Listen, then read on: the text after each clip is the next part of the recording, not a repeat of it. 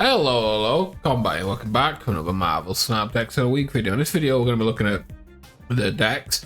We had a big OTA this week. I don't think it really changed much other than bringing Thanos back, because Thanos now is pretty much just an extra draw, right? So you get to thin your deck by one. So Thanos getting played again. Whether it's going to be good or not, I mean, this morning I've literally ran into Arashim Thanos.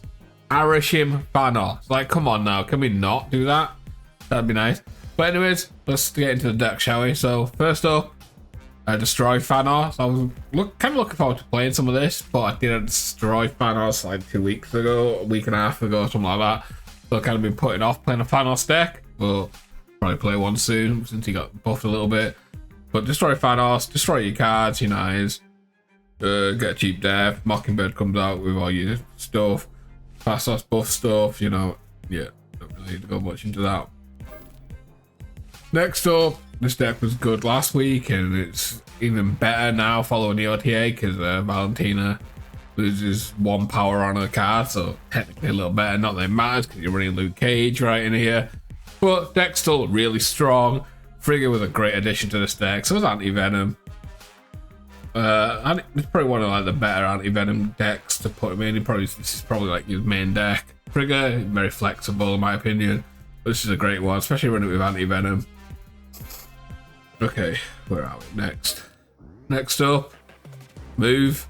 I did a move deck the other day, but I had Frigga in here of a copycat, I believe. Pretty solid. With the Cosmos in here and the Alliance, you've got answers to other decks, right? You can block some with Cosmos. You can win the game with Alliance last turn, because if you get to play the game into a situation where you're going to win, you're going to have a big Vulture or a big Dagger, Human Torch, something like that, right, to protect. So Alliance and Cosmo protects. Next up, we have a Wiccan deck. So kind of similar to like the Ajax stuff, where you've got some anti-power stuff with US Agent, Valentina, Luke Cage, and Man-Thing. But now you've got Malekith to pull out some cards, Wiccan to give you some extra energy, because you've got a lot of early tempo stuff, right?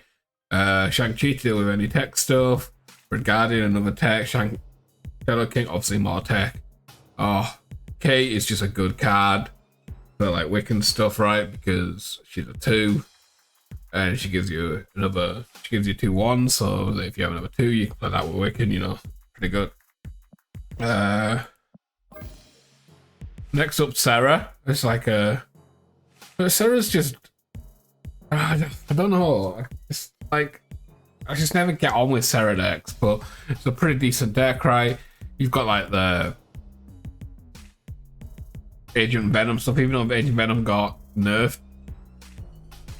His ability got nerfed, his card got buffed, like a 2/5, who puts everything in your deck to 3 power. Kind of a joke that he went up power. I would, as well as most people, would have guessed he'd have lost a power to his ability and maybe a power to his card. Not gain a power. I don't think anyone could have guessed he would lose a power to his ability and gain a power to his card, because 2/5 is ridiculous. Like, it's just crazy. But yeah, kind of tech out Sarah, right? You've got Invisible Woman to hide like your stuff behind, your Killmonger, your Shadow King, whatever. Bishop gets big, Rogue to steal stuff, Hitmonkey gets big, Gwen to go pop off, give everyone these cards a little buff, Sarah lets you play more stuff. Okay. Next up, discard, the Malekith discard. Honestly, Malekith, I really actually like the card. I played a more tempo version of discard with here, where I cut the Drac, the Modok, and the APOT, Lady Sif, stuff like that. I just went for tempo, like all 3 4s, stuff like that, and I had a lot of fun with it. It also fits into this version quite well, because you do want to thin your deck so you can get your APOC and your Dracula out, right? So pulling them out, and obviously if Malekith can draw Mobius from your deck and hide him, that is fantastic, right? Or hiding your Gambit and stuff like that, right? It's really nice. Next up, Surtur. No, Season Pass card got nerfed quite early into it, which wasn't a surprise. I know people are like, oh no, they've nerfed season pass card. That's a shock, but it's really not. People are so harsh on them on Second Dinner about the cards and nerfs. Like, if the card's broken, like really strong and doing well, they will nerf it. Like, people just get over dramatic about cards and call them OP and stuff. But his power was a little bit insane, right? You could play 2 cards and you already had what, 11, 10 power, whatever it was, right?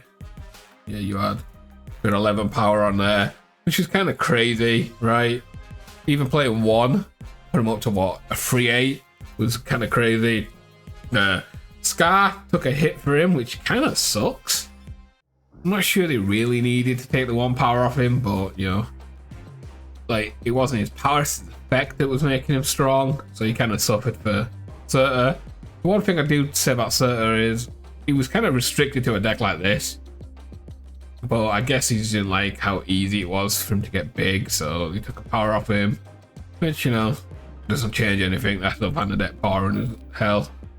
Next up, we got Bounce. This got a little nerd because of the Age of Venom stuff, right? Everyone's lost 1 power, which can suck, but other than that, yeah, it's still pretty decent. Still gets it there. Toxin's still good. Bounce stuff. Bishop gets big.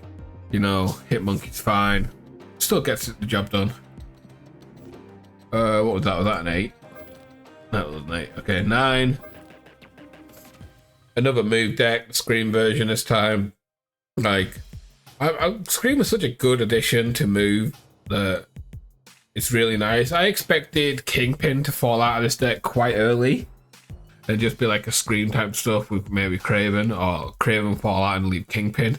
But the fact that it looks like you've kept all 3 of those cards, Kingpin, Craven, and Scream, into this deck is fantastic. You even this version even words. This version's even been able to fit in a tech card with Rogue. Yeah, so Rogue can do some work. Stops like any Luke Cage type stuff, right? You want to take that out, or any other effects, Dark Hawk or Iron Man, whatever you want, right? So pretty nice. Can't go wrong with that. Cool. And the last deck for this week is a double up, right? Moon Girl stuff. So you want to get your cards down, you want to get Black Swan down, get your Sunspot down if you can, bounce on Hope a little bit, put some cards on Hope, hit a Moon Girl, right? Hopefully have like Sunspots down or whatever, get She-Hulk 2 of, hit your Black Swan, you know, maybe you play 2 Titanias, 2 Rockets on the last turn, 2 She-Hulks, whatever, right? Or 2 Hitmonkeys and a lot of ones, whatever, right? You get lots of potential to play, lot of bursts, all on turn 6, and you get this big boom. And that's it for the week this week. Let me know what decks you're playing, and I'll catch you tomorrow for another video. Peace.